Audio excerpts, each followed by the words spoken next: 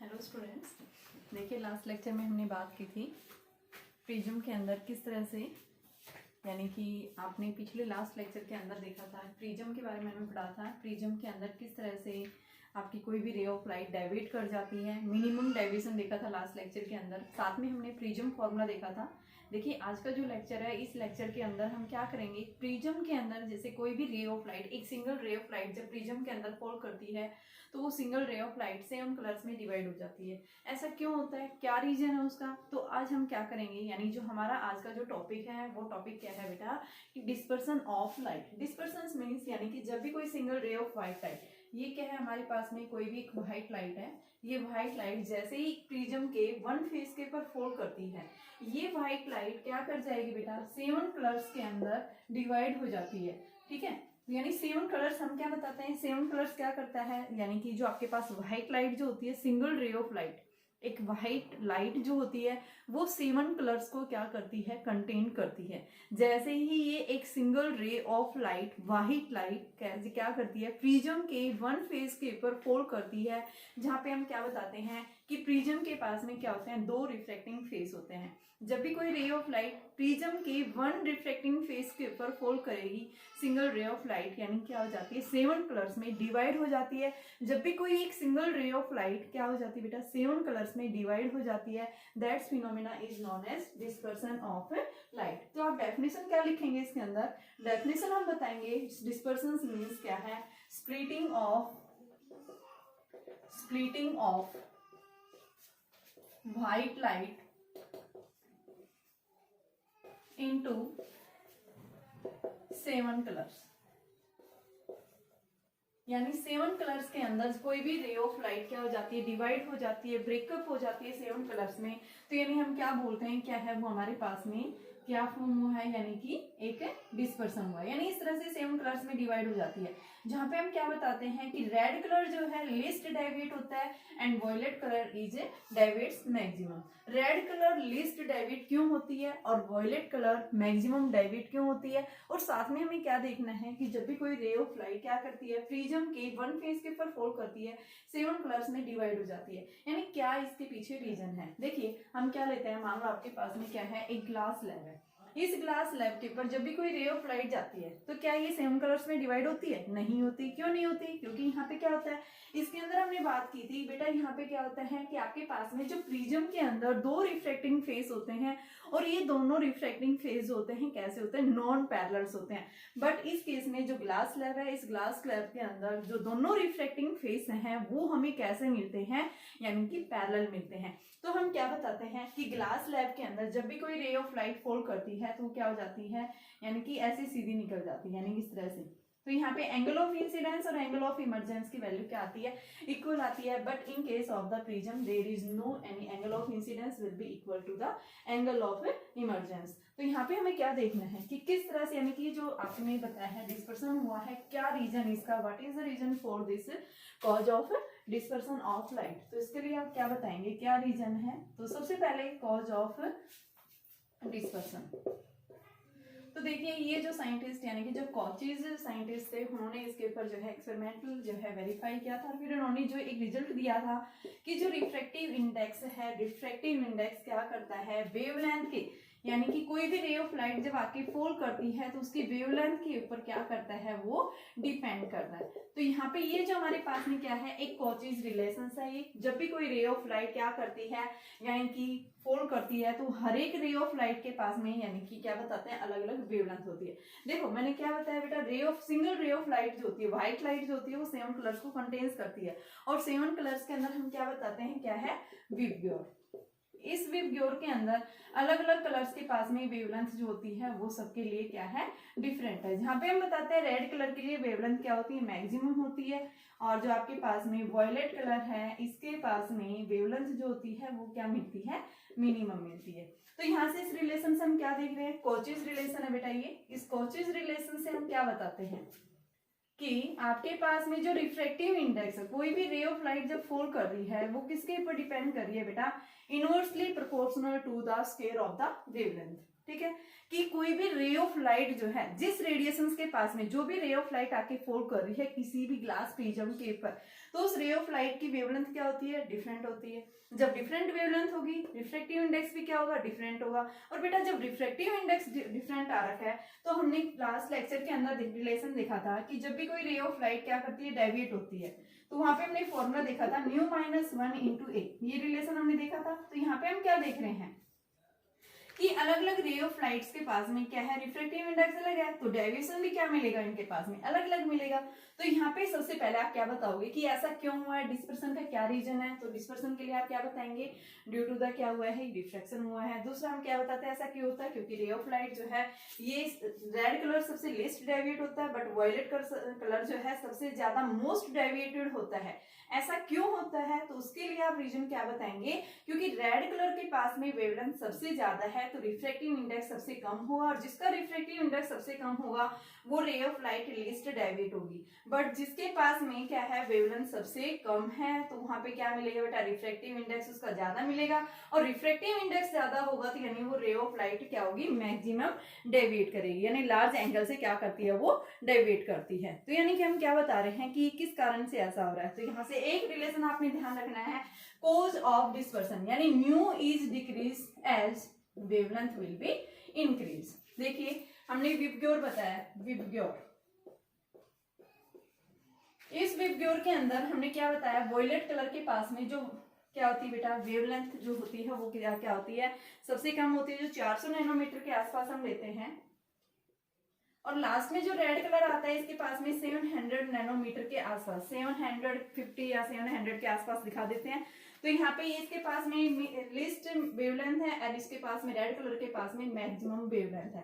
तो यहाँ पे आप क्या बताएंगे कि डिस्पर्सन के लिए क्या रीजन है। तो डिस्पर्सन का आप रीजन क्या बताएंगे बेटा कि क्यों ऐसा हो रहा है कि वेवलेंथ जो है वो अलग अलग रे ऑफ लाइट जो आके फॉल कर रही है, एक सिंगल रे ऑफ लाइट जो है 7 कलर्स को क्या करती है, कंटेन्स करती है। जब भी वो ग्लास प्रिज्म के ऊपर आके फॉल करती है तो 7 कलर्स में वो डिवाइड हो जाती है। ऐसा क्यों हुआ, तो due to the Cauchy's relation. Cauchy's relation क्या है कि रिफ्रैक्टिव इंडेक्स जो है वो किसके ऊपर डिपेंड करता है, a plus B by lambda square plus C by lambda की पावर 4। यहाँ जो a b एंड c ये जो है क्या है, कॉन्स्टेंट्स है, ठीक है। तो इनको हम क्या बोलते हैं, ये क्या है, कॉन्स्टेंट्स है, जिनकी वैल्यू हमेशा क्या होती है, पॉजिटिव होती है। तो हम क्या बताते हैं कि जो ब्लू कलर है आपके पास में या वॉयलेट कलर है, इसके पास में रिफ्रैक्टिव इंडेक्स क्या होता है, ज्यादा होता है as comparison to the red colour, ठीक है। तो इस वजह से जो है क्या हो जाती है, ये डेविएट हो जाती है, ठीक है। तो आपके पास में जो वॉयलेट कलर है वो क्या करती है, मैक्सिमम एंगल के साथ में डेविएट करती है, बट रेड कलर जो है वो क्या करेगा बेटा, लीस्ट एंगल से डेविएट होगा। जब भी कोई क्या करती है, कोई भी रे ऑफ लाइट, एक सिंगल रे ऑफ लाइट ग्लास प्रिज्म के ऊपर फॉल करती है, तो वहां पे क्या बताएंगे, 7 कलर्स में क्या हो रही है, वो डिवाइड हो रही है, ठीक है। अब नेक्स्ट आता है हमारे पास में कि एंगुलर डिस्पर्सन क्या होता है। What do you mean by angular dispersion? तो एंगुलर डिस्पर्सन भी देखिए, इसका मतलब समझ गए। डिस्पर्सन का मतलब क्या है कि क्यों होता है, ये किस कारण से टेक्स प्लेस होता है, किस रिलेशन पे डिपेंड करता है ये। अब आता है हमारे पास में एंगुलर डिस्पर्सन।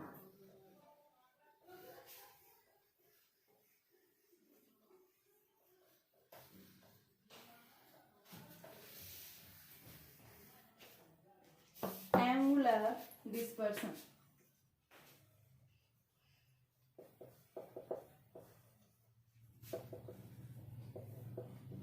तो एंगुलर डिस्पर्सन का मतलब क्या है बेटा, देखिए आपके पास में क्या है, एक प्रिज्म है, इस प्रिज्म के अंदर कोई भी रे ऑफ लाइट आके फॉल गई, एक single ray of white light, ठीक है।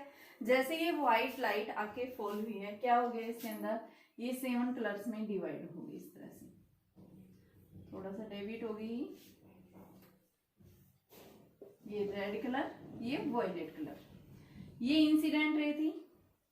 इंसिडेंट के साथ में जो एंगल बनाया है वॉयलेट ने delta V, deviate angle, deviation angle del V, and red colour ने क्या बनाया है, डेल आर, ठीक है। तो यहाँ पे हमें क्या देखना है, एंगुलर डिस्पर्सन क्या होता है। ठीक है। तो एंगुलर डिस्पर्सन का मतलब क्या है बेटा कि एंगुलर डिस्पर्सन जब भी कोई रे ऑफ लाइट क्या करती है, फॉल करती है, तो यहाँ पे वॉयलेट कलर और रेड कलर के बीच में जो एंगल ऑफ डेविएशन बना है, इन दोनों के बीच का जो डिफरेंस होगा एंगल्स का, del V minus del R. ठीक है, इस डिफरेंस को हम क्या बोलते हैं, क्योंकि डेल वी ज्यादा है इंसिडेंट के कंपेरिजन, डेल आर कम है, तो यहाँ पे हम क्या बताएंगे कि एंगुलर डिस्पर्सन क्या है बेटा, it is the differences of the angles, किसके बीच में, जो आपके पास में रे ऑफ लाइट जो एक्सट्रीम कलर्स हैं, उन एक्सट्रीम कलर्स के बीच का जो डिफरेंस आता है, उस डिफरेंस को हम क्या बोलते हैं, क्या है वो, एंगुलर डिस्पर्सन है। ठीक है, तो आप क्या बताएंगे, it is the difference between the angles of the extreme colours, is the difference of angles between the extreme colors। Extreme colours के बीच में जो एंगल फॉर्म हुआ है, उस एंगल को हम क्या बोलते हैं, क्या है वो, एंगुलर डिस्पर्सन, यानी कि del V minus del R. इस डिफरेंस को हम क्या बोलते हैं, क्या है बेटा, वो आपके पास में एंगुलर डिस्पर्सन। इस एंगुलर डिस्पर्सन की वैल्यू जो हम निकालते हैं, इसको आप थीटा से भी डिनोट कर सकते हैं। ये जो वैल्यू आई है इसको आप थीटा भी दिखा सकते हैं, तो यहाँ पे एंगुलर डिस्पर्सन को हम थीटा से डिनोट कर सकते हैं। अभी निकालते कैसे हैं, सबसे पहले देखो, वायलेट कलर के लिए जो डेविएशन फॉर्म होगा बेटा वो क्या आएगा, न्यू वी माइनस 1 इंटू में ए। रेड कलर के लिए क्या आएगा, nu R minus 1 into A. तो del V minus del R, nu V A minus A minus new R A plus में ए। तो यहां से ये कैंसिल हो गया, और ये वैल्यू क्या है, nu we minus new are into में ए। ये क्या है, del V minus del R. ठीक है, तो यहां से हमारे पास में ये जो एंगल बना है, इस एंगल को हम क्या बोलते हैं, क्या है ये, एंगुलर डिस्पर्सन, यानी कि theta is equal to del V minus del R से डिनोट करते हैं। और इसके लिए फॉर्मूला क्या बनता है, nu we minus new are into में ए। देखो एक बार फिर से, एंगुलर डिस्पर्सन का मतलब क्या है कि जब भी कोई रे ऑफ लाइट क्या हो जाती है बेटा, 7 कलर्स में डिवाइड हो जाती है, तो हम क्या देखते हैं कि जो आपके पास में जब ये 7 कलर्स में डिस्पर्स हुई है, स्प्लिट हुई है रे ऑफ लाइट, तो दो आपके पास में जो एक्सट्रीम लाइट्स थी, एक्सट्रीम का मतलब यहाँ पे रेड कलर है, नीचे क्या है, वायलेट कलर है, तो इन दोनों एक्सट्रीम कलर्स के बीच में जो एंगल फॉर्म हुआ है, that's angles is known as the, क्या है वो, एंगुलर डिस्पर्सन। ठीक है, और इस एंगुलर डिस्पर्सन को हम कैसे निकालते हैं, यानी थीटा से हम इसको डिनोट करते हैं। इस थीटा को कैसे निकालते हैं, तो देखिए सबसे पहले वॉयलेट कलर के लिए एंगल ऑफ डेविएशन ये फॉर्म होता है, रेड कलर के लिए ये होता है। अभी हमने बात की थी कि अलग अलग कलर्स के लिए डेविएशन जो होगा वो डिफरेंट होगा। हमने क्या किया, इन दोनों के बीच का डिफरेंस निकाला, तो ये जो डिफरेंस आएगा ये हमें क्या देता है, क्या है ये, एंगुलर डिस्पर्सन। अब हमने देखा इस फॉर्मूले से, जो हमारे पास में फॉर्मूला है बेटा, ये फॉर्मूला किसके ऊपर डिपेंड कर रहा है, एंगुलर जो आपके पास में डिस्पर्सन है depends on the refractive index. किसके ऊपर डिपेंड कर रहा है, रिफ्रैक्टिव इंडेक्स के ऊपर डिपेंड कर रहा है, एंड साथ में किसके ऊपर डिपेंड कर रहा है, प्रिज्म के ऊपर। ठीक है, तो रिफ्रैक्टिव इंडेक्स मींस क्या है कि नेचर ऑफ मटेरियल। ठीक है, तो यहाँ पे हम क्या लिखेंगे कि आपके पास में angular dispersion depends on, first point, nature of the material, and second हम क्या बताएंगे, एंगल ऑफ प्रिज्म के ऊपर। इन दो फैक्टर्स के ऊपर क्या करती है, जनरली डिपेंड कर रही है, यानी रिफ्रैक्टिव इंडेक्स के ऊपर डिपेंड कर रही है। इस रिफ्रैक्टिव इंडेक्स को हम क्या बोलेंगे, क्या है वो, नेचर ऑफ मटेरियल है, एंड सेकंड क्या है आपके पास में, एंगल ऑफ प्रिज्म। इस एंगल ऑफ प्रिज्म को हम क्या बोलेंगे, क्या है बेटा, ए के इक्वल है। तो हमारे पास में ये क्या कहलाता है, क्या है ये, एंगुलर डिस्पर्सन। तो एंगुलर डिस्पर्सन का मतलब समझे क्या होता है एंगुलर डिस्पर्सन। ठीक है, अब नेक्स्ट आता है हमारे पास में डिस्पर्सिव पावर क्या होगी, कि जब भी कोई रे ऑफ लाइट क्या कर रही है, व्हाइट लाइट के ऊपर फॉल कर रही है। जैसे मेरे पास एक क्वेश्चन है, पहले क्वेश्चन देख लेते हैं। आपके पास में वॉयलेट कलर का रिफ्लेक्टिव इंडेक्स गिवन है। देखो बेटा क्वेश्चन आपके पास में दिया हुआ है कि वॉयलेट कलर है, वॉयलेट कलर के लिए रिफ्लेक्टिव इंडेक्स दिया हुआ है 1.54, एंड आपके पास में जो रेड कलर है, उस रेड कलर के लिए रिफ्लेक्टिव इंडेक्स है 1.52।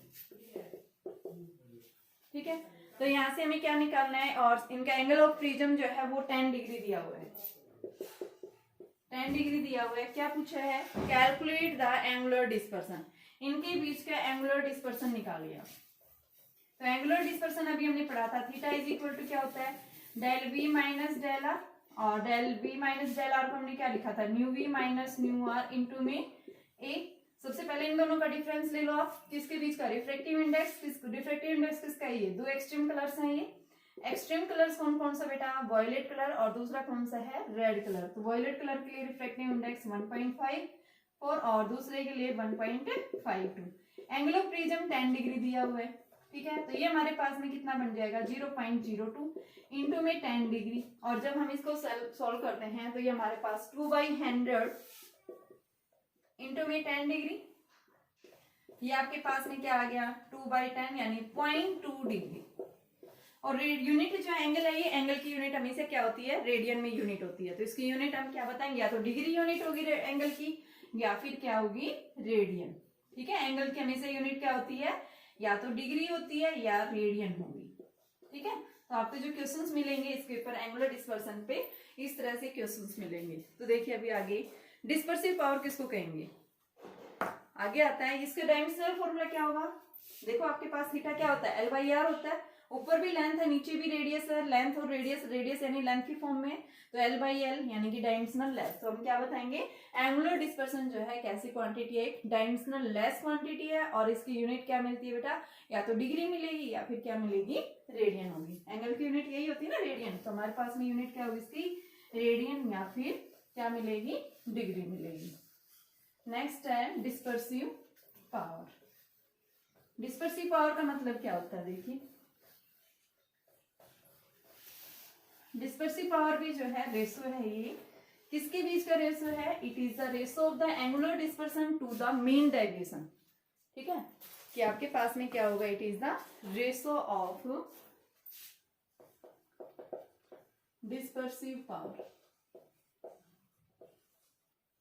डिस्पर्सिव पावर जो हमें क्या बताता है कि कोई भी रे ऑफ लाइट जो है जब क्या हुई है बेटा, डिस्पर्स हुई है, तो किस अमाउंट से रे ऑफ लाइट डिस्पर्स हुई है, उसकी कैपेबिलिटी को शो कर रहा है, उसकी स्ट्रेंथ को शो कर रहा है, उसकी अमाउंट को शो कर रहा है, उसको हम क्या बोलते हैं, क्या है वो, डिस्पर्सिव पावर है। मैथमेटिकल फॉर्मूला हम क्या बताएंगे, it is the ratio of angular dispersion to the mean deviation, यानी ये क्या होगा हमारे पास में, डिस्पर्सिव पावर है। सबसे पहले हमें क्या निकालना है, एंगुलर डिस्पर्सन। तो एंगुलर डिस्पर्सन को हम क्या लिखेंगे, यानी कि del V minus del R, और बेटा मीन डेविएशन क्या होता है, यानी कि ये देखिए अभी मीन डेविएशन का मतलब क्या है, यहाँ देखो बेटा मीन का मतलब क्या है, जैसे ये आपके पास में प्रिज्म है, इस प्रिज्म के ऊपर कोई भी रे ऑफ लाइट आके फॉल रही है, 7 कलर्स में हमने क्या बता दिया, स्प्लिट हो गई, ये रेड कलर हो गया और ये कौन सा कलर हो गया, वॉयलेट। तो यहाँ पे आपके पास में इनके बीच का जब मीन लेते हैं हम, देखो सबसे ऊपर वाला कौन सा, रेड कलर, नीचे वाला कौन सा, वॉयलेट। जब हम इन दोनों कलर्स का क्या लेते हैं बेटा, मीन लेते हैं इन दोनों के बीच का, तो हमारे पास में इन दोनों का जो मीन वैल्यू आती है उसको हम क्या बोल देते हैं, यानी कि जो आपके पास में जो मीन डेविएशन का मतलब येलो कलर, यहाँ जो कलर मिलेगा वो येलो कलर होगा। क्यों लेते हैं येलो कलर ही, तो उसके लिए देखो आपके पास में जब आप एक्सट्रीम कलर्स का रिफ्रैक्टिव इंडेक्स का मीन लेते हैं या फिर उनकी वेवलेंथ का मीन लेते हैं, तो बेटा यहाँ जो वेवलेंथ आएगी वो wavelength near about yellow colour के आसपास मिलती है। इस वजह से हम जो मीन डेविएशन लेते हैं वो येलो कलर के इक्वल लेते हैं, ठीक है। तो येलो कलर के लिए आपके पास मीन डेविएशन की वैल्यू क्या होगी, del Y is equal to nu Y minus 1 into में ए। तो यहां से हमारे पास फॉर्मूला क्या बनेगा, mu we minus new are into में A upon new Y minus 1 into में ए से ए कैंसिल, तो हमारा डिस्पर्सिव पावर किसके इक्वल आया, mu we minus new are upon new Y minus 1। इस रेशो को हम क्या बोलेंगे, क्या है ये, डिस्पर्सिव पावर। देखो डिस्पर्सिव पावर क्या होती है, ये हमें क्या देता है, स्ट्रेंथ देता है, अमाउंट देता है कि कोई भी रे ऑफ लाइट कितनी डिस्पर्स हुई है, जब वो प्रिज्म के अंदर कोई भी एक रे ऑफ लाइट जब क्या हुई है, फॉल हुई है। उसके बाद हम क्या बताते हैं, मैथमेटिकल फॉर्मूला क्या होगा कि ये क्या है, रेशो है, किसका रेशो है, angular dispersion to the mean deviation. अब मीन डेविएशन हम किसका ले रहे हैं, यानी कि जो आपके पास में जब रे ऑफ लाइट सेम कलर्स में स्प्लिट हो जाती है, तो बेटा आपके पास में दो क्या मिलते हैं, एक्सट्रीम कलर्स जो मिलते हैं, उन एक्सट्रीम कलर्स की वेवलेंथ का अगर जो मीन लेते हैं वो मीन जो आएगा वो कौन सी लाइट के इक्वल आता है, यहाँ येलो कलर की इक्वल आती है, ठीक है।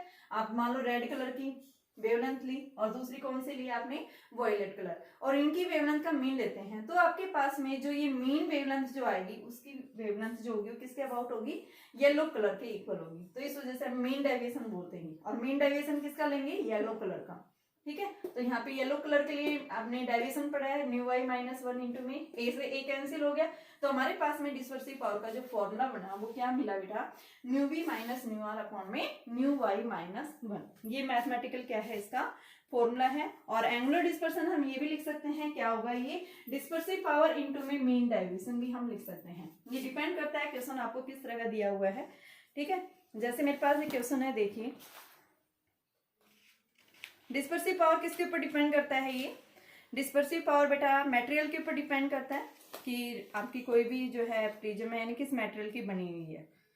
ठीक है, जैसे यहाँ से क्वेश्चन दिया हुआ है, दो थिन प्रिज्म है, फ्लिंट ग्लास है, ग्लास फ्लिंट का मतलब क्या है बेटा, ये जो हम ये प्रिज्म बनाते हैं ना, कौन से मटेरियल की बनी हुई है। जैसे कई बार बोल देते हैं crown glass, flint glass, crown glass है ये, फ्लिंट ग्लास, ये यानी कि जो प्रिज्म बनाई जाती हैं तो वो बेटा ये ग्लास के टाइप्स होते हैं ये। तो आपके पास ये जहाँ पे भी दिया होगा तो इनका मतलब क्या है भाई, वो आपकी जो प्रिज्म है वो इस ग्लास की बनी है, टाइप्स ऑफ ग्लास हैं ये। तो हमारे पास क्वेश्चन दिया हुआ है, दो थिन प्रिज्म्स हैं जो फ्लिंट ग्लास की हैं, इनका रिफ्रैक्टिव एंगल्स जो है वो एक का 10 डिग्री दिया हुआ है, दूसरे का 20 डिग्री दिया हुआ है। तो क्या पूछा है यहाँ से, डिस्पर्सिव पावर निकालिए।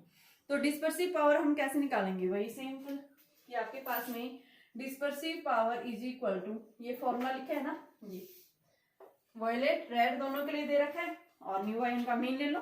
आपके पास जो वॉयलेट और रेड दोनों का मीन ले लो ना। हमारे पास येलो कलर के लिए वेवलेंथ ये रिफ्रैक्टिव इंडेक्स नहीं दिया हुआ, मान लो आपके पास में किस कलर का है, वॉयलेट कलर के लिए, एक के लिए दिया हुआ रिफ्रैक्टिंग एंगल्स 10 और दूसरे के लिए 20 डिग्री। तो आप क्या करेंगे यहाँ से, यानी 20 माइनस 10 अपॉन में न्यू वाई कैसे निकालेंगे, न्यू वाई ले लो, यानी कि न्यू आर प्लस में न्यू वी अपॉन में 2, तो आपके पास 20 प्लस 10 बटे में 2, तो 30/2 आ गई। तो इसको हम क्या बोलेंगे बेटा, 15 डिग्री। तो ये हमारे पास में क्या आ जाएगा, 15 माइनस 1, तो ये 10 बटे में 14। ये क्या देगा, इसकी डिस्पर्सिव पावर देगा। ठीक है, अब आता है डेविएशन विदाउट डिस्पर्सन। बिना डिस्पर्सन ही किए हुए कोई भी रे ऑफ लाइट के अंदर यानी प्रिज्म के अंदर डेविएशन कैसे प्रोड्यूस होता है।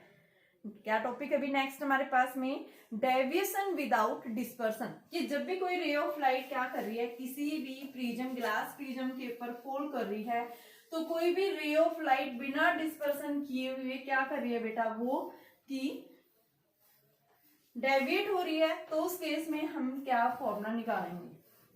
ठीक है, तो टॉपिक का नाम है डेविएशन विदाउट डिस्पर्सन।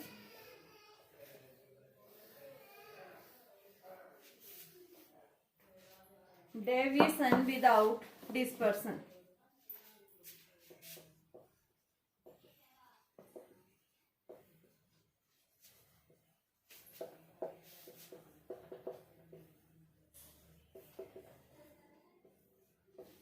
बिना डिस्पर्सन किए हुए कोई भी रे ऑफ लाइट यानी कैसे डेविएट होती है, हमें क्या निकालना है, उसके लिए डेविएशन निकालना है। तो डेविएशन निकालने के लिए हमने क्या लिया, कोई भी एक्रोमेटिक कॉम्बिनेशन लिया।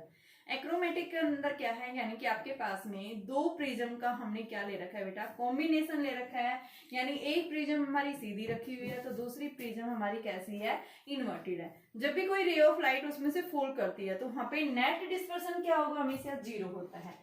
तो डेविएशन विदाउट डिस्पर्सन के अंदर आप क्या बताएंगे, an achromatic combination of, an achromatic combination of two prisms. जब दो प्रिज्म्स का आपने क्या कर दिया बेटा, एक्रोमेटिक कॉम्बिनेशन लिया है, तो उसके अंदर क्या होगा, नेट डिस्पर्सन जो हमेशा क्या होगा, in which net dispersion is 0 is called deviation. यानी डेविएशन तो होगा but without dispersion, is called deviation without dispersion. अब हमें इसकी वैल्यू निकालनी है, उस डेविएशन की वैल्यू क्या होगी। तो देखो आपके पास में ये प्रिज्म है, दूसरी प्रिज्म हमने ये ले ली, यहां से कोई भी रे ऑफ लाइट आके फॉल हुई, क्या हो जाती है, यहां से 7 कलर्स में स्प्लिट होगी। अब यहां से जो रे ऑफ लाइट जाएगी तो बेटा ये क्या हो जाती है, ये इस तरह से मिल जाती है, बाहर जाके सिंगल रे ऑफ लाइट में निकल जाएगी। तो यानी यहाँ पे क्या हुआ, क्या कोई डिस्पर्सन हुआ, वापस सिंगल रे ऑफ लाइट एंटर हुई थी, सिंगल रे ऑफ लाइट यहाँ से बाहर निकल गई, तो कोई डिस्पर्सन हुआ ही नहीं इसके अंदर। ठीक है, आपकी क्या थी, इंसिडेंट रे थी। ठीक है, तो इस इंसिडेंट रे के रेस्पेक्ट में हम क्या बताएंगे कि तो देखिए बेटा हम क्या बता रहे हैं यहाँ पे कि हमें क्या निकालना है, डेविएशन निकालना है। जब भी कोई रे ऑफ लाइट जब क्या हो रही है, यहाँ से बाहर निकल रही है, तो इसके अंदर डेविएशन कैसे फॉर्म होगा। तो यहाँ पे आपके पास दो पैरेलल लाइंस आ गई, इन दोनों के बीच में जो एंगल होगा उस एंगल को हम क्या बोल रहे हैं, क्या है वो, एंगल ऑफ डेविएशन। ठीक है, तो यहाँ पे मान लो आपके पास में क्या हुआ है, ये क्या है, इसमें डिस्पर्सिव पावर थीटा है, यहाँ से क्या हो गया, डिस्पर्सिव पावर थीटा डैश।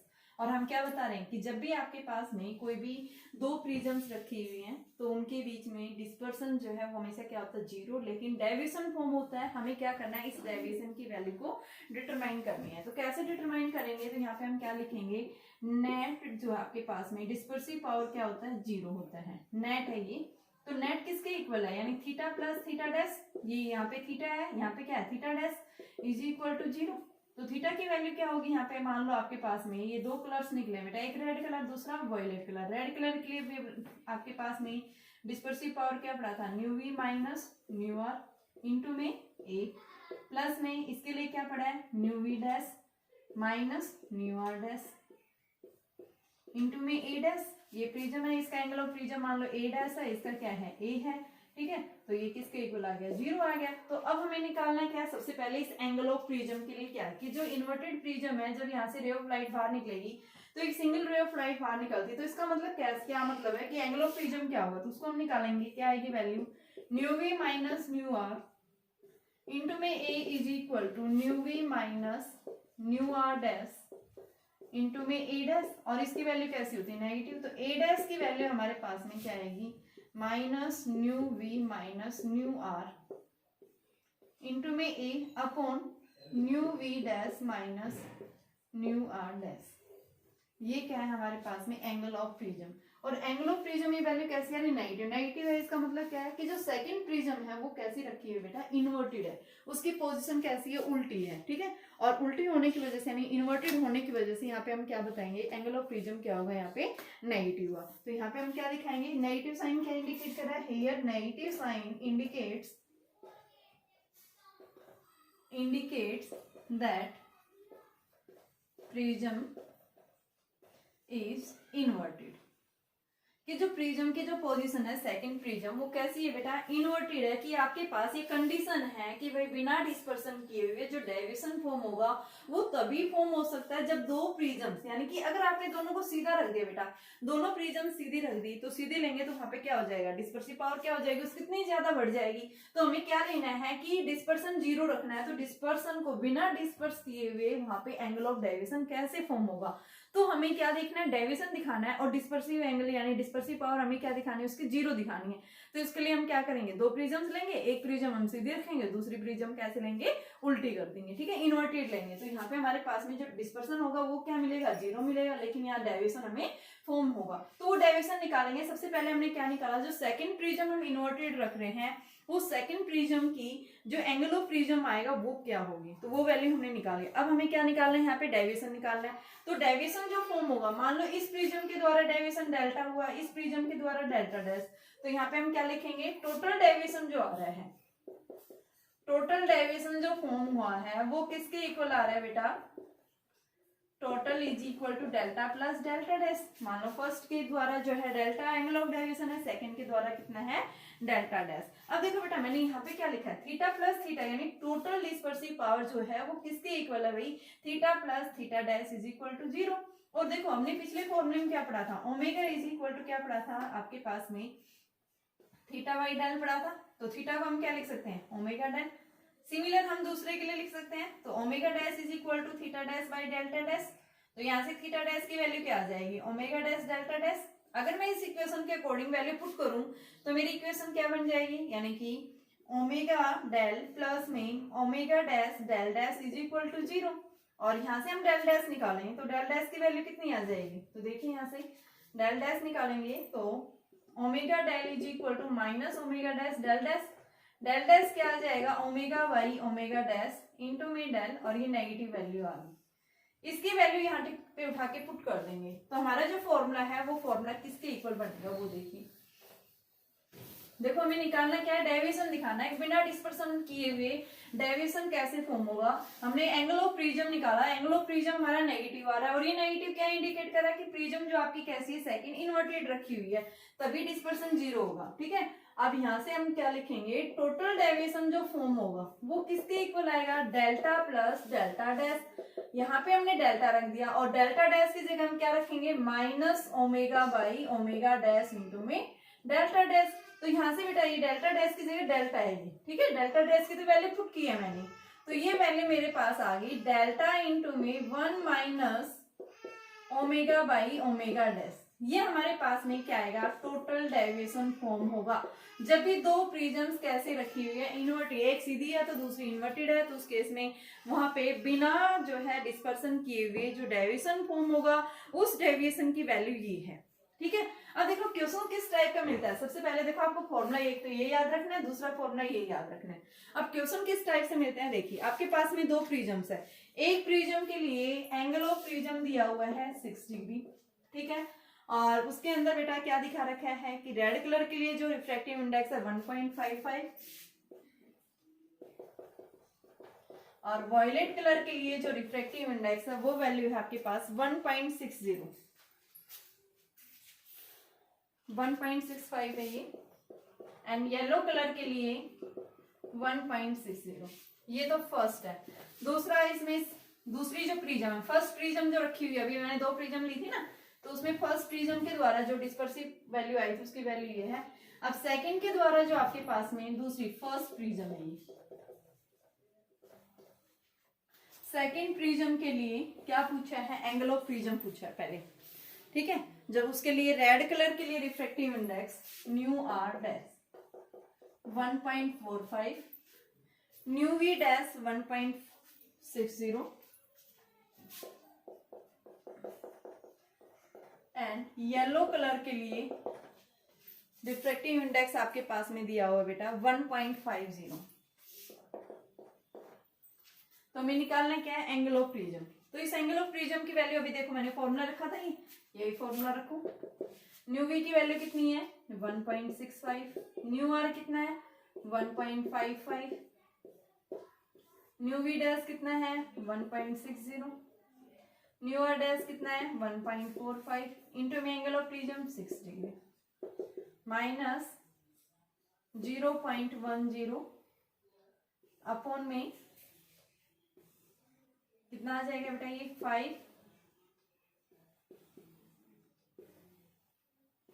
ये आ गया, और इंटू में कितना है ये 6 डिग्री। तो हम इसे निकाल सकते हैं, एंगल ऑफ प्रिज्म आ जाएगा। इसको जब आप सोल्व करते हैं तो ये 1 पॉइंट यानी कि सॉरी -4 डिग्री के आसपास आ जाएगा ये। तो ये तो हमारे पास में एंगल ऑफ प्रिज्म आ गया। सेकंड क्या पूछेगा, डेविएशन। डेविएशन की वैल्यू भी आपके पास में है, यानी कि del is equal to del into में, अगर ये फॉर्मूला में नहीं पता तो हम इससे भी निकाल सकते हैं। देखो ये फॉर्मूला मुझे नहीं पता, ओमेगा और ओमेगा डैश मुझे डिस्पर्सिव पावर्स गिवन नहीं है, तो मैं इसको कैसे निकालूंगी फिर डेविएशन। तो डेविएशन निकालने के लिए भी हमने पढ़ा था delta del net is equal to delta plus में डेल डैश। डेल्टा क्या होता है आपके पास में, थोड़ी देर पहले हमने पढ़ा था न्यू वी माइनस में, यानी कि क्या पढ़ा था, आपके पास में दो प्रिज्म्स थे। एक प्रिज्म आपके पास में कौन सी है बेटा, ये है जिसमें ये दिया हुआ है। तो यहाँ पे हम इनका मेन कलर लेंगे, रेड और वॉयलेट कलर का न्यू वाई -1 इंटू में ए फर्स्ट प्रिज्म के लिए, और सेकंड प्रिज्म के लिए न्यू वाई डैश -1 इंटू में ए डैश। न्यू वाई इन दोनों का मीन लो 1.55 प्लस 1.65 अपॉन 2 -1 इंटू में 6 डिग्री प्लस में 1.45 प्लस 1.60 अपॉन 2 -1 इंटू में ए जो -4 डिग्री आपके पास आया है, इसको 4 से गुना कर देंगे, क्या आ जाएगा आपका नेट डेविएशन आ जाएगा। इसकी वैल्यू जब आप सोल्व करते हैं तो 3.6 के आसपास आती है, ठीक है। तो ये हमारे पास में क्या होता है, डेविएशन फॉर्म होता है इस तरह से। तो ये था आपके पास में डेविएशन विदाउट डिस्पर्सन। अगर आपसे क्या पूछे डिस्पर्सन विदाउट डेविएशन, तो डिस्पर्सन विदाउट डेविएशन का मतलब क्या है आपके पास में, डिस्पर्सन विदाउट यानी डेल्टा की वैल्यू 0 है। सेकेंड पार्ट है डिस्पर्सन विदाउट डेविएशन, यानी डेविएशन उस केस में क्या है बेटा 0 है। डिस्पर्सन हुआ है लेकिन विदाउट डेविएशन, विदाउट यानी बिना डेविएशन किए हुए, विदाउट डेविएशन किए हुए यहाँ पे आपके पास में डिस्पर्सन कैसे होगा। तो देखो अभी हमने क्या पढ़ा था, डेल्टा नेट डेल डेविएशन जो था डेल प्लस डेल डैश था। तो यहाँ पे आपके पास नेट क्या है 0, तो del plus del dash, del की जगह हम क्या लेंगे न्यू वाई माइनस 1, यानी कि इसकी जगह हम लिख लेंगे nu Y minus 1 into A plus में nu y dash minus 1 into में ए डैश। तो यहाँ से हम क्या निकाल सकते हैं, इस ए डैश की वैल्यू निकाल सकते हैं। तो ए डैश की वैल्यू क्या आएगी न्यू वाई माइनस 1 इंटू में A upon new y dash minus 1, और ये वैल्यू कैसी आएगी नेगेटिव, ठीक है। तो इसको हम क्या बोलते हैं, क्या है ये एंगल ऑफ प्रिज्म है। जब आपके पास में डिस्पर्सन हुआ है तो उस केस में हमें वैल्यू देखनी है। तो आपके पास में इस तरह से इसके क्या मिलते हैं, क्वेश्चंस मिलते हैं, ठीक है बेटा। तो इसका आप क्वेश्चंस के प्रैक्टिस करके देखना, और साथ में यहाँ पे स्कैटरिंग ऑफ लाइट और रेनबो ये आपने 10th क्लास में पढ़ा हुआ है, तो एक बार आप इसको रिवाइज कर लेना। अभी नेक्स्ट टॉपिक मैं आपको करवाने वाले हूँ रिफ्रैक्शन फॉर्मूला करेंगे आज हम, ठीक है, जो वेरी इंपॉर्टेंट है। हम आगे लेंस मेकर्स फॉर्मूला पढ़ेंगे बेटा, तो उसके अंदर आपको इसकी जरूरत पड़ेगी, ठीक है। तो सबसे पहले मेरे पास में टॉपिक आता है स्फेरिकल रिफ्रैक्टिंग सरफेसेज क्या होते हैं, what do you mean by spherical refracting surfaces, ठीक है। तो हमें नेक्स्ट टॉपिक निकालना है स्फेरिकल रिफ्रैक्टिंग सरफेसेज। इसके ऊपर एक एनसीईआरटी क्वेश्चन भी है डिस्पर्सिव के ऊपर, तो उस क्वेश्चन को देख करके देखना बेटा, ठीक है। ये आपके लिए क्वेश्चन है, आप अपने असाइनमेंट करके देखिए। ये एनसीईआरटी क्वेश्चन आप साथ साथ निकाला करो, क्योंकि बोर्ड एग्जाम्स में ज्यादातर हमसे जो है एनसीईआरटी क्वेश्चन ही पूछते हैं। तो देखिए आपके पास में जो टॉपिक है, क्या टॉपिक है अभी हमारे पास में, स्फेरिकल रिफ्रैक्टिंग सरफेस।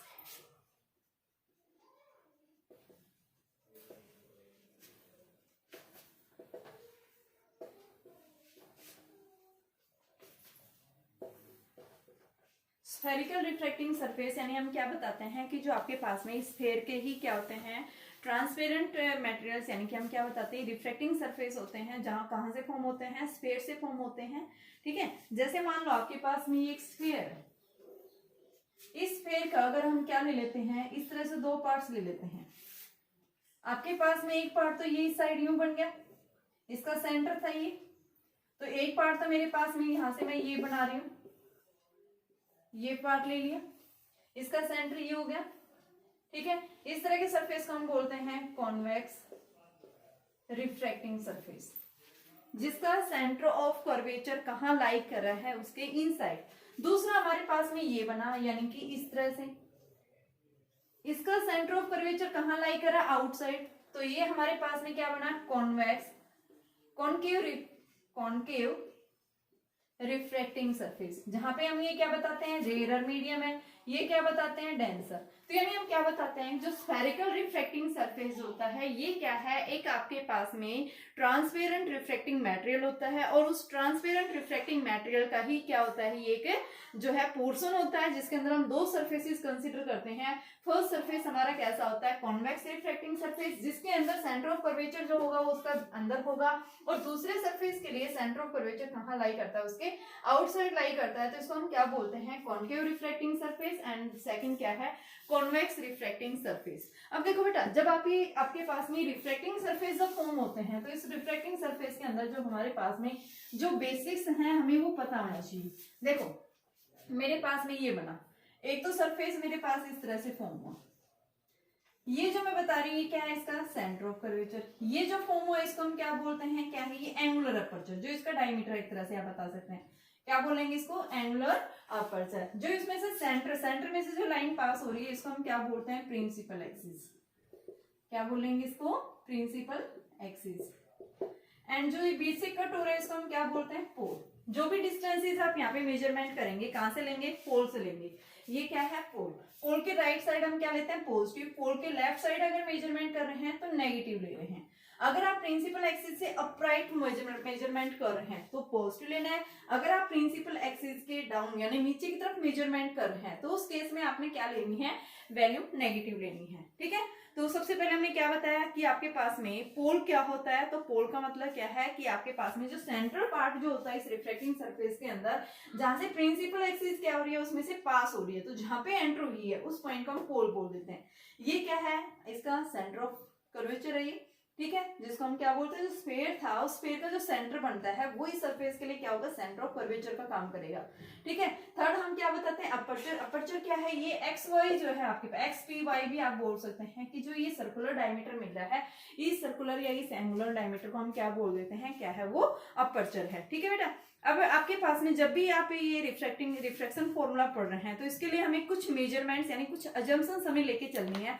क्या अजम्पशंस लेके चलनी है, सबसे पहले हमारे पास देखो क्या होना चाहिए कि जो भी ऑब्जेक्ट यहाँ पे आप प्लेस करेंगे तो उस ऑब्जेक्ट का साइज कैसा होना चाहिए, पॉइंट साइज। मान लो यहाँ पे मैंने ऑब्जेक्ट यहाँ प्लेस किया तो ऑब्जेक्ट का साइज कैसा होना चाहिए, पॉइंट साइज का होना चाहिए, ज्यादा लार्ज नहीं होना चाहिए। दूसरा हम क्या बताएंगे कि जो अपर्चर है, इस अपर्चर की साइज जो है, इसका डायमीटर भी जो हम क्या बताते हैं, अपर्चर जो रिफ्लेक्टिंग सरफेस होगा वो भी कैसा होगा, स्मॉल होगा।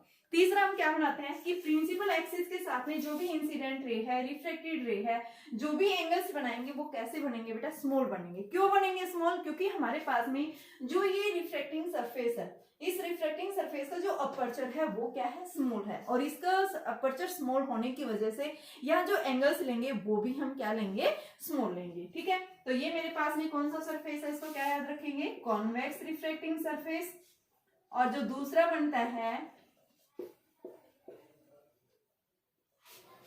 ये बन गया हमारे पास सेकंड सरफेस, इसको हम क्या बोलते हैं, क्या है ये आपके पास में, कॉनकेव रिफ्रैक्टिंग सरफेस। तो ये सरफेस कौन सा है, कॉनकेव रिफ्रैक्टिंग सरफेस है ये।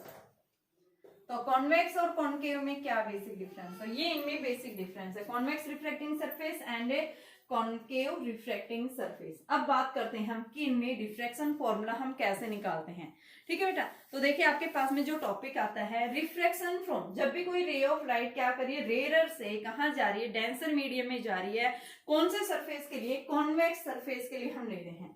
तो टॉपिक है हमारे पास में रिफ्रैक्शन फॉर्मूला निकालना। देखो फॉर्मूला आपका दोनों केसेस में सेम रहेंगे, चाहे आपकी रे ऑफ लाइट रेयर से डेंसर में जा रही है या फिर डेंसर से रेयर मीडियम में आ रही है, तो दोनों केसेस में हम क्या बताएंगे, फॉर्मूले सेम आएंगे। ठीक है बेटा, तो देखिए थोड़ा बहुत चेंज आएगा, इनमें साइन रिप्रेजेंटेशन है वो चेंज हो जाएगी।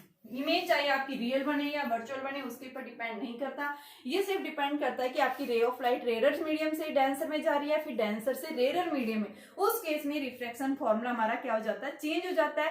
बट हम क्या बताते हैं कि इमेज आपकी इमेज के ऊपर इंडिपेंडेंट रहता है। भाई इमेज आपकी रियल बन रही है, वर्चुअल इमेज फॉर्म हो रही है, उसके ऊपर क्या रहेगा, ये हमेशा इंडिपेंडेंट रहेगा। ठीक है, तो सबसे पहले मेरे पास में है refraction from rarer to denser for a convex refracting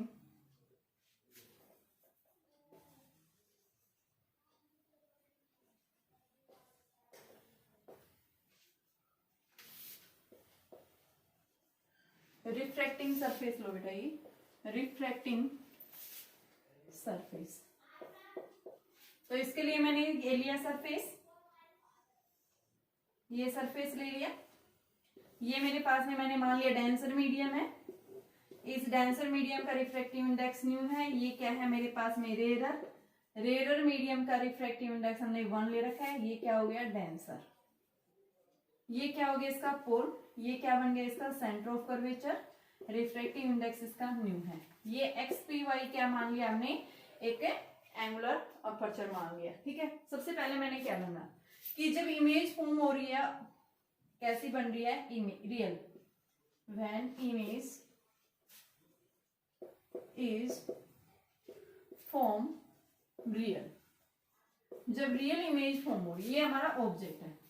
सबसे पहले हम क्या बता रहे हैं, कोई भी रे ऑफ लाइट कहां से बेटा, ऑब्जेक्ट कैसा होना चाहिए, पॉइंट साइज का। कोई भी रे ऑफ लाइट यहाँ से गई है इस सरफेस के ऊपर फॉलोइंग, यहाँ से क्या होगा, नॉर्मल लेंगे सेंटर ऑफ कर्वेचर से, तो रे ऑफ लाइट रेडर से डेंसर में जा रही है, नॉर्मल के टुवर्ड्स क्या हो जाती है, हमेशा बेंड हो जाती है, तो रे ऑफ लाइट किधर बेंड हो जाएगी, नॉर्मल के टुवर्ड्स। ये क्या बन गई, फर्स्ट रे आपकी प्रिंसिपल एक्सिस के अलोंग जा रही है, सेकंड रे ये आ गई, दो रेज एक पॉइंट के ऊपर मीट कर जाती हैं, क्या देगा वो हमें, इमेज देगा। ठीक है, तो यहाँ ऑब्जेक्ट ने प्रिंसिपल एक्सिस के साथ एंगल अल्फा, नॉर्मल के साथ में आई, और इमेज जो बनी है उसने प्रिंसिपल एक्सिस के साथ एंगल बीटा, और सेंटर ऑफ कर्वेचर ने एंगल क्या बना रखा है, गामा बना रखा है। ठीक है बेटा, सबसे पहले हमें ये रे डायग्राम आना चाहिए। रे डायग्राम अगर आपका बन जाता है तो उसके साथ हमें इसको इजी वे में कर सकते हैं, और नॉर्मल के साथ में रिफ्लेक्टेड रे ने एंगल आर बना रखा है। अब हमें क्या करना है, इसका रिफ्लेक्शन फॉर्मूला दिखाना है। तो इस रिफ्लेक्शन फॉर्मूले को दिखाने के लिए हम क्या करेंगे, सबसे पहले कि जो आपके पास देखो दो रिफ्लेक्टेड रेज एक पॉइंट के ऊपर मीट हो जाती है, तो वहीं पे हम क्या बता देते हैं, क्या बनेगी, उसकी इमेज बनेगी। तो ये हमारे पास में क्या है, इसकी रियल इमेज बनी है बेटा। ठीक है, तो अब हमें इसको देखना है। सबसे पहले हमें देखो डिस्टेंस देखनी है ऑब्जेक्ट से, और आप जो भी डिस्टेंस यहाँ मेजरमेंट करते हैं, मैंने पहले भी बताया था कहां से लेते हैं, पोल से लेते हैं। तो आपका पोल ये है इस रिफ्लेक्टिंग सरफेस का, तो ये क्या बन गया, यू। ये क्या है, पी से सी रेडियाई ऑफ कर्वेचर, एंड आपके पास में पी से आई जो बनेगी डिस्टेंस, ये क्या होगी, इमेज डिस्टेंस, जिसको हम क्या ले रहे हैं, वी ले रहे हैं। ठीक है, और इस सरफेस का रेडियाई ऑफ कर्वेचर हमने क्या ले लिया, आर के इक्वल ले लिया। तो यहां से हमें क्या करना है, सबसे पहले एक नॉर्मल डालेंगे, कहां से, इस पॉइंट से। ये पॉइंट मान लो मेरे पास एम पॉइंट है, एम क्या है, यहाँ से इस पॉइंट को आप नाम दे दो, मान लो ए पॉइंट है। ए पॉइंट से हमने प्रिंसिपल एक्सिस के ऊपर क्या डाला, एक नॉर्मल डाला ए एम। ठीक है, इस ए एम को हमने कहाँ डाला है बेटा, इस प्रिंसिपल एक्सिस के ऊपर है। उस प्रिंसिपल एक्सिस को हमने मान लो ये ओ पी आई है। सबसे पहले आप लिखेंगे draw A M on P I. ठीक है, तो हमारे पास में देखो अब क्या बनेगा, ये बन गया, देखो हमारे पास ट्राइंगल ओ ए एम बन रही है हमारे पास ट्राइंगल। एक कौन सी बन रही है बेटा, ओ ए एम आपके पास बन रही है ट्राइंगल। तो इस ट्राइंगल के अंदर सबसे पहले हम देखो कैसे निकालेंगे, हमें वैल्यूज देखनी है। सो तो इनको देखने के लिए आपके पास देखो कौन कौन से, ओ ए एम की बजाय ये ट्राइंगल लो ओ ए सी। तो देखेंगे इन ट्राइंगल ओ ए सी, इस ओ ए सी के अंदर अल्फा प्लस गामा, देखो ट्राइंगल बन रही है, ट्राइंगल के इंटरनल एंगल्स का सम किसके इक्वल होता है, एक्सटर्नल के इक्वल। तो यहाँ पे हम लिखेंगे alpha plus gamma is equal to i, तो आई की वैल्यू आ गई अल्फा प्लस गामा। दूसरा हम देखेंगे कि आपके पास ट्राइंगल बन रही है, कौन सी ट्राइंगल बन रही है बेटा, यहां से ए आई सी, इन ट्राइंगल ए आई सी। इस ए आई सी के अंदर हम क्या लिखेंगे, बीटा प्लस आर जो है वो किसके इक्वल आ रहा है, गामा के इक्वल। तो आर की वैल्यू क्या आई, गामा माइनस बीटा आ गई, आई और हमने आर दोनों लगा दिया। अब हम इस पॉइंट ए पॉइंट पे स्नेल्स लॉ लगाएं, by using the Snell's law, by using Snell's law. तो स्नेल्स लॉ क्या कहता है, देखो रेयर मीडियम से डेंसर में जा रही है, तो nu one sine i is equal to nu two sine r. और बेटा यहाँ पे अपर्चर स्मॉल, एंगल्स भी क्या बताए थे, स्मॉल लेंगे। तो यहाँ पे हम क्या लिख सकते हैं, इसको साइन आई को approximate i and sine r को अप्रोक्सीमेट आर। तो ये क्या बन गया, nu one i is equal to nu two r. तो न्यू वन तो एज इट इज, आई की वैल्यू रखो यहाँ पे alpha plus gamma is equal to nu two, r की जगह हम क्या रखेंगे, गामा माइनस बीटा। अब अल्फा बीटा गामा की वैल्यू निकालेंगे, तो देखो अल्फा बीटा गामा कहां से निकालेंगे, सबसे पहले मुझे अल्फा निकालना है। तो मेरे पास ये ट्राइंगल बन रही है ओ ए एम, इस ट्राइंगल ओ ए एम से ओ ए एम, देखो थीटा आपने पढ़ा एंगल, एंगल क्या होता है, length of the arc to the radius of circle. ठीक है, तो ओ ए एम, तो यहां से ये जो हम ले रहे हैं आर्क हो गई, और ये क्या होगी, इसकी रेडियस होगी। तो इसको हम क्या लिख सकते हैं, A M upon O M लिख सकते हैं, किसको बेटा, अल्फा को। तो यहाँ पे हम अल्फा लिखेंगे ए एम अपॉन में ओ एम। दूसरा आपके पास में बीटा, देखो बीटा के लिए कौन सी ट्राइंगल बन रही है, ए एम आई बन रही है। तो इसमें बीटा की वैल्यू क्या हो जाएगी, बीटा आ जाएगा ए एम अपॉन में एम आई। और तीसरा हमारे पास में गामा, गामा की वैल्यू क्या बन रही है, gamma is equal to A M upon में एम से। अब देखो बेटा, हमारा ये जो पॉइंट P है, देखो अपर्चर स्मॉल है और जो पॉइंट M है ये कहाँ लाई कर रहा है, इसके क्लोज लाई कर रहा है, प्रिंसिपल यानी पोल के नजदीक। ठीक है, एंगल अल्फा बीटा मैंने क्या बताया, स्मॉल्स हैं, तो यहाँ पे अपर्चर जो है इस स्फेयर का ये स्मॉल होने की वजह से हम क्या बताएंगे, ये जो पॉइंट M है ये very close to the point P।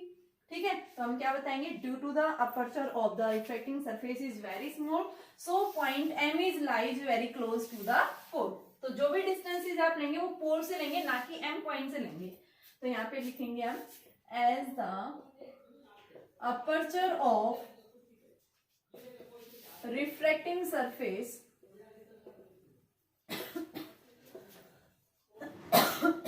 refracting surface is very small, so point M is very close to P।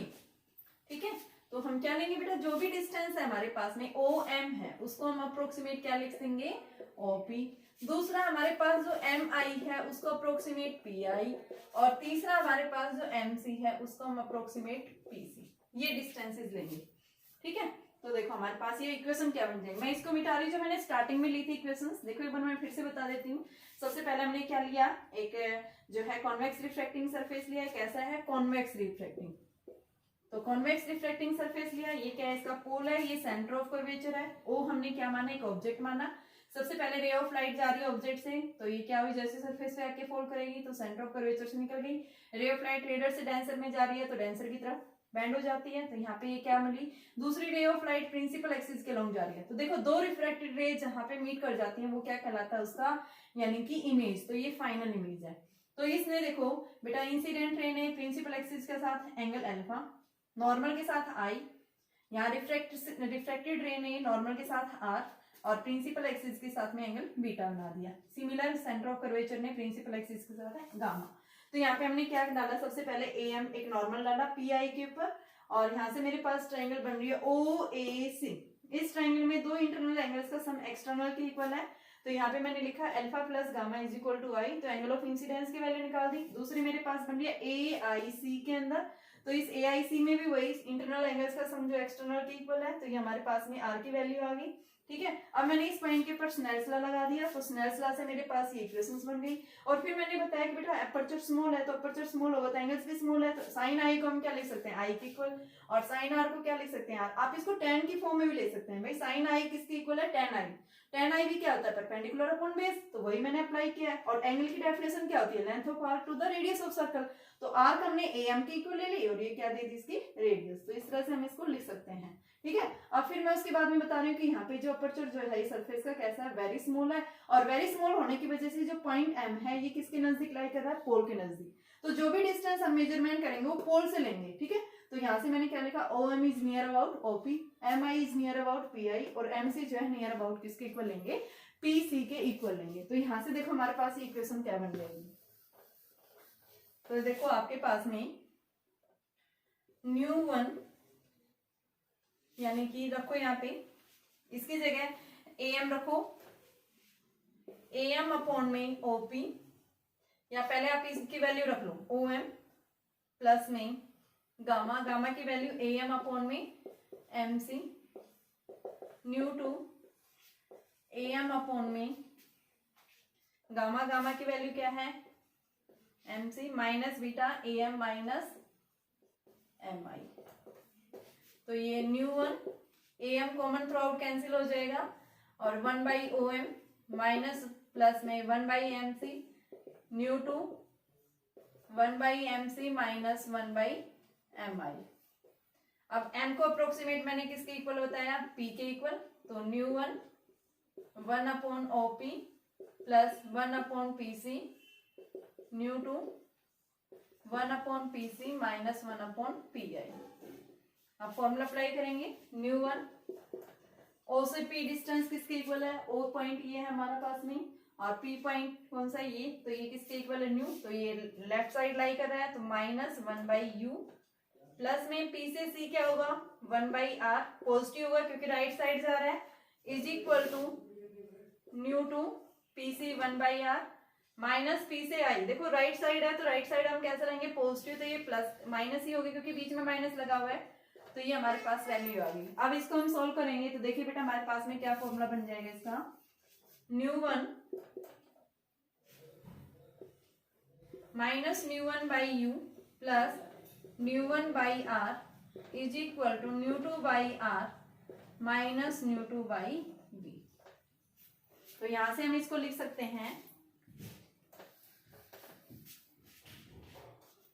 न्यू2 by v minus nu by u is equal to nu by r minus nu by are.